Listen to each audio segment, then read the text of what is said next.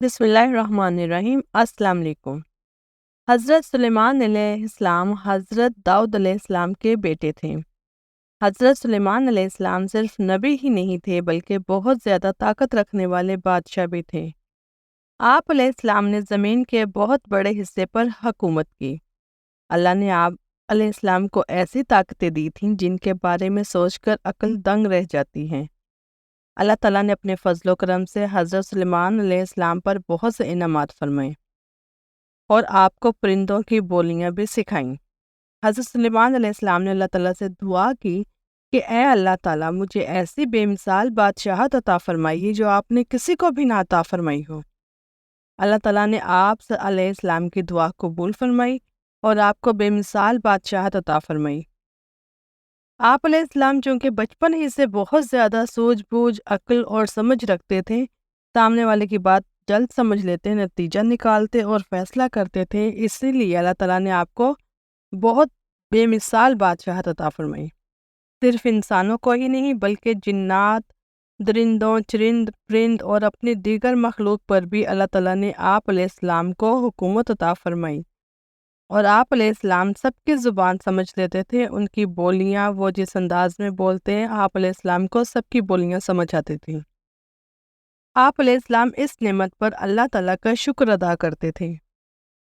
ایک مرتبہ آپ علیہ السلام نے کم عمری میں اپنی دانائی کی باتوں اور قانون کا اصول بنا کر سب کو چونکا دیا تھا۔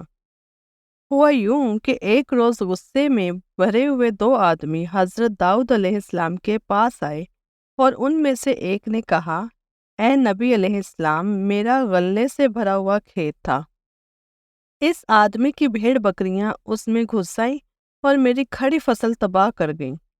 داؤد علیہ السلام نے سارا قصہ سن کر فیصلہ سنایا۔ چرواہے کی غلطی سے کسان کا نقصان ہوا، اس لیے وہ اپنی بھیڑ بکریاں کسان کو دے، اس سے اس کا نقصان پورا ہوگا۔ پاس ہی بیٹھے سلیمان علیہ السلام، جو اس وقت کم عمر تھے، اپنے والد سے عرض کرنے لگے، ابا حضور، آپ علیہ السلام کا فیصلہ بالکل صحیح ہے، مگر کیا میں اپنی رائے دے سکتا ہوں؟ داؤد علیہ السلام نے کہا، ہاں ضرور دو۔ سلیمان علیہ السلام نے ادب سے کہا، میرا مشورہ ہے کہ چرواہے کے سب جانور کسان کو دیے جائیں، وہ ان کے دودھ اور اون سے فائدہ اٹھائے، اور کسان کا کھیت چرواہے کے حوالے کیا جائے اور اس میں ہل چلائے، اناج اگائے، جب فصل پک کر تیار ہو تب چرواہا کھیت کسان کو واپس کرے اور کسان بھیڑ بکریاں ان کے مالک کو لوٹا دے۔ اس طرح دونوں کو یہ بات سمجھ میں آ جائے گی کہ کسی کی محنت پر پانی پھیرنا کیسا لگتا ہے۔ ہمیں نہ صرف اپنی چیزوں کی حفاظت کرنی چاہیے بلکہ دوسروں کی چیزوں کی بھی حفاظت کرنی چاہیے۔ جب حضرت سلیمان علیہ السلام تاج شاہی سر پر رکھ کر اس عظیم الشان تخت پر قدم رکھتے تو ان کی ہیبت سے تخت اس وقت حرکت کرنے لگتا اور طوطی و طاؤس بھی اللہ کے حکم سے اپنے پر پھیلا دیتے تھے، جن سے مشک وغیرہ کی خوشبو نکلتی تھی۔ اللہ تعالیٰ کے فضل سے حضرت سلیمان علیہ السلام ہر جانور کی بولی اچھی طرح سمجھتے تھے۔ جب آپ تاج شاہی سر پر رکھتے تو تمام پرندے تخت کے اوپر معلق ہو کر آپ کے سر پر سایہ کرتے تھے۔ جس مکان میں تخت سلیمانی تھا اس میں کئی محرابیں تھیں جہاں آپ دو زہد لوگ بیٹھ کر عبادت الہی کیا کرتے تھے۔ حضرت سلیمان علیہ السلام ہمیشہ اللہ تعالیٰ کی ان نعمتوں کا شکر ادا کرتے اور ہر وقت اللہ تعالیٰ سے مناجات کرتے رہتے تھے۔ آپ پورے عجز و انکسار کے ساتھ اللہ کے حضور یہ دعا کرتے تھے، یا الہی، میں درویشوں کے ساتھ بھی شامل ہوں اور بادشاہوں کے ساتھ بھی، صرف یہی نہیں بلکہ میں پیغمبروں میں سے بھی ایک پیغمبر ہوں۔ اے میرے مالک، میں تیری نعمتوں کا کہاں تک شکر ادا کروں؟ اللہ تعالیٰ نے ہوا کو حضرت سلیمان علیہ السلام کے تابع کر دیا تھا۔ جب آپ اپنے عظیم الشان تخت پر بیٹھ کر تخت کو چلنے کا حکم دیتے تو تخت اتنی تیز رفتاری سے چلتا کہ آپ ہزاروں کوس کا فاصلہ چند منٹ میں طے کر آتے۔ آپ صبح کو ایک شہر اور شام کو دوسرے شہر میں ہوتے تھے۔ آپ کے باورچی خانہ کے لیے جنات نے بڑی بڑی پتھر کی دیگیں بنائی ہوئی تھیں جنہیں بادل پانی سے بھر دیتا۔ ان دیگوں میں روزانہ کئی ہزار اونٹ اور کئی ہزار گوسفند پکتے اور خلق اللہ صبح سے شام تک آپ کے لنگر خانے سے کھاتی پیتی۔ ایک دن حضرت سلیمان علیہ السلام اپنے عظیم الشان شاہی تخت پر بیٹھے ہوا میں سفر کر رہے تھے۔ تخت کے دوسرے حصوں میں آپ کے 1000 ملازم اور سلطنت کے عہدے دار بھی اپنی کرسیوں پر بیٹھے تھے، جن میں وزیر اعظم برقیہ بھی شامل تھا۔ تمام جن تخت کے گرد ادب سے کھڑے تھے اور فضا میں اڑنے والے پرندے تخت پر اپنے پروں سے سایہ کیے آ رہے تھے۔ سفر کے دوران حضرت سلیمان علیہ السلام کے کانوں میں فرشتوں کی آواز پڑی۔ فرشتے اللہ کی تسبیح کرتے ہوئے کہہ رہے تھے، اے رب، تو نے حضرت سلیمان علیہ السلام کو جیسا ملک اور حشم دیا ہے، ایسا کسی اور جن و بشر میں سے کسی کو نہیں دیا۔ اس پر اللہ تعالیٰ نے فرمایا، اے فرشتوں، میں نے سلیمان علیہ السلام کو ہفتے اقلیم کی بادشاہت عنایت کی ہے اور اس کو نبوت سے سرفراز کیا ہے، لیکن سلیمان میں غرور و تکبر بالکل نہیں ہے۔ اگر ایسا ہوتا تو میں ان کو ہوا پر لے جا کر زمین پر ڈال دیتا اور پھر ان کو نیست و نابود کر دیتا۔ حضرت سلیمان علیہ السلام نے یہ کلام سنا تو فوراً اللہ کے حضور سجدے میں گر گئے اور اس کی نعمتوں کا شکر ادا کرنے لگے۔ ہوا نے ان کے تخت کو زمین پر اتارا جہاں چیونٹیوں کی بستی تھی۔ تخت سلیمانی کو دیکھ کر چیونٹیاں خوف زدہ ہو گئیں۔ اس واقعے کا تذکرہ قرآن پاک میں اس طرح ہے، یہاں تک کہ جب پہنچے سلیمان چیونٹیوں کے میدان پر تو ایک چیونٹی نے کہا، اے چیونٹیوں، گھس جاؤ اپنے گھروں میں تاکہ تم کو نہ پیس ڈالے سلیمان اور اس کا لشکر اور پھر ان کو خبر بھی نہ ہو۔ یہ چیونٹی اپنی قوم کی سردار یعنی شاہ موٹ تھی۔ اس کی بات سن کر حضرت سلیمان علیہ السلام مسکرائے اور انہوں نے شاہ موٹ کو اپنی ہتھیلی پر رکھ کر پوچھا، اے شاہ موٹ، تم نے اپنے لشکر سے یہ کیوں کہا کہ سلیمان آتا ہے اور تم اپنے اپنے غاروں میں گھس جاؤ؟ تم نے اس سے پہلے میرا کیا ظلم دیکھا ہے؟ شاہ موٹ نے کہا، اے نبی، ہم نے آپ کا یا آپ کے لشکر کا پہلے کوئی ظلم نہیں دیکھا، مگر ہم نے حفظ متقدم کے طور پر ایسا کیا ہے کہ کہیں آپ کے گھوڑوں کی ٹاپوں تلے چیونٹیاں نہ کچلی جائیں۔ حضرت سلیمان علیہ السلام نے فرمایا، کیا تم اپنی چیونٹیوں پر ایسی ہی شفقتیں کیا کرتے ہو؟ جی ہاں، شاہ موٹ نے کہا، کیونکہ اللہ تعالیٰ نے مجھے ان کا بادشاہ بنایا ہے، اس لیے میرا فرض ہے کہ میں ان کی سلامتی کا خیال رکھوں۔ تمہارے ساتھ کتنی چیونٹیاں رہتی ہیں؟ حضرت سلیمان علیہ السلام نے پوچھا۔ شاہ موٹ نے بتایا کہ 40,000۔ اس پر حضرت سلیمان علیہ السلام نے پوچھا، تمہاری بادشاہی بہتر ہے یا میری بادشاہت؟ چیونٹیوں کے سردار نے کہا، میری بادشاہی بہتر ہے کیونکہ تمہارے تخت کو ہوا اٹھاتی ہے، تم اس پر بیٹھتے ہو، یہ کتنا بڑا تکلف ہے۔ حضرت سلیمان علیہ السلام نے مسکرا کر پوچھا، تمہیں یہ عقل کس نے سکھائی ہے؟ اس نے جواب دیا، اے سلیمان علیہ السلام، جس اللہ نے تمہیں عقل عطا فرمائی اسی نے ہمیں عقل سے نوازا ہے۔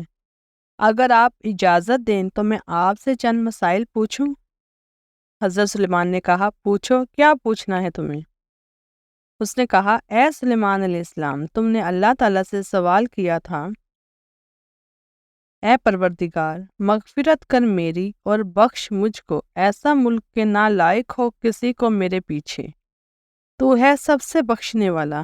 اے سلیمان، تمہارے اس سوال سے حسد کی بو آتی ہے، جبکہ حسد کرنا پیغمبروں کی شان کے خلاف ہے۔ تمہیں یہ بھی اچھی طرح معلوم ہے کہ خداوند قدوس سارے جہان کا مالک ہے، وہ جسے چاہے بادشاہی دے اور جسے چاہے نہ دے، تو بڑی دانا اور عقل مند ہے۔ حضرت سلیمان علیہ السلام نے کہا۔